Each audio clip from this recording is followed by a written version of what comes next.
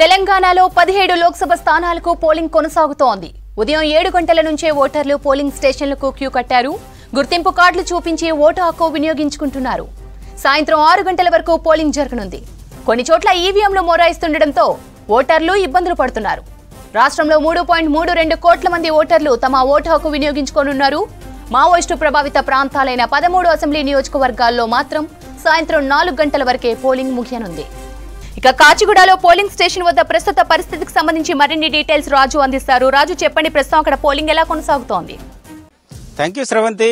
Greater Hyderabad లో polling ప్రక్రియ మందకొడుగా సాగుతుంది. ఉదయం వేళలో 7 గంటలకు పోలింగ్ ప్రక్రియ ప్రారంభమైనప్పుడు సీనియర్ సిటిజన్స్ వాళ్ళు ఎక్కువగా పోలింగ్ ప్రక్రియలో పాల్గొనడానికి పోలింగ్ బూత్లకు వచ్చారు.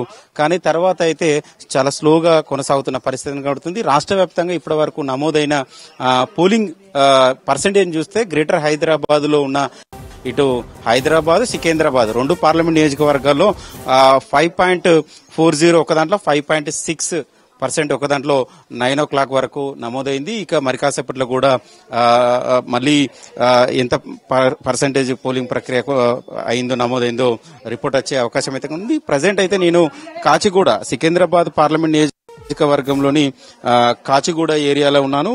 ఇక్కడ చూసుకున్నట్లయితే ఓటర్లు బారోలు తీరి ఉన్నారు.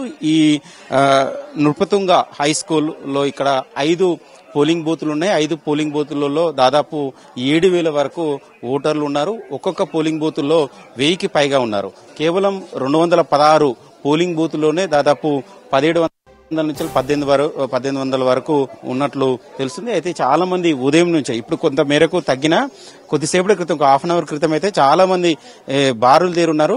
ఫుల్ రష్ ఉన్నారు. స్లోగా క్రౌడ్ ఉంది. దీనికి ఆనుకొని బయట కూడా మరొక 3 పోలింగ్ బూతులు ఉన్నాయి. కానీ ఇక్కడ మాత్రం కొద్ది స్లోగా జరుగుతుంది. ఉదయం 7 గంటలకు ఇక్కడ స్టార్ట్ అయినప్పుడు కూడా రష్ ఒకటేసారి రావడం వల్ల కొద్ది స్లోగా మూవ్ అవుతూ ఉన్నట్లు పోలింగ్ సిబ్బంది ఇక్కడ అధికారులు చెప్తున్నారు. చూడొచ్చు, చాలా వరకు అయితే 10 minutes అంతేనా? ఎట్లా ఉందమ్మా ఇక్కడ ఏర్పాట్లు? బాగున్నాయి. చూడొచ్చు, ఎక్కువగా ఒకవైపు పురుషుల క్యూ లైన్ అటు సైడ్ ఉంది, ఇటు సైడ్ మహిళలు.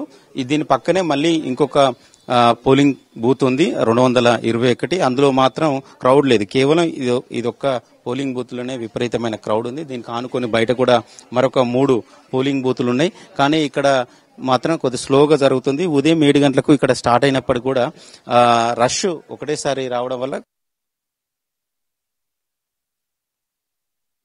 5% కూడా దాటలేదు. 5% దాటింది 9 గంటల వరకు.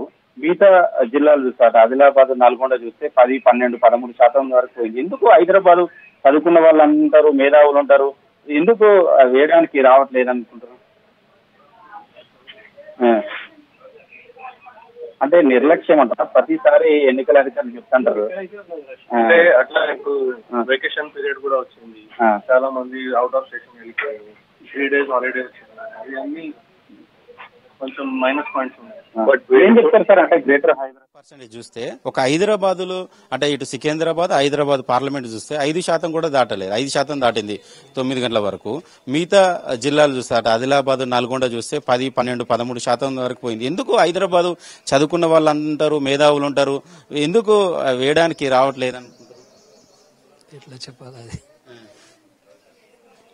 అది నిర్లక్ష్యం అంటారా? ప్రతిసారి ఎన్నికల అధికారులు చెప్తుంటారు. అయితే ఉన్నది రష్ వెకేషన్ పీరియడ్. రాష్ట్ర వ్యాప్తంగా పోలింగ్ ప్రశాంతంగా కొనసాగుతోంది. పోలింగ్ కేంద్రాల ముందు జనం బారులు తీరారు. ఉదయం నుంచే తమ ఓటును వినియోగించుకున్నారు ఓటర్లు.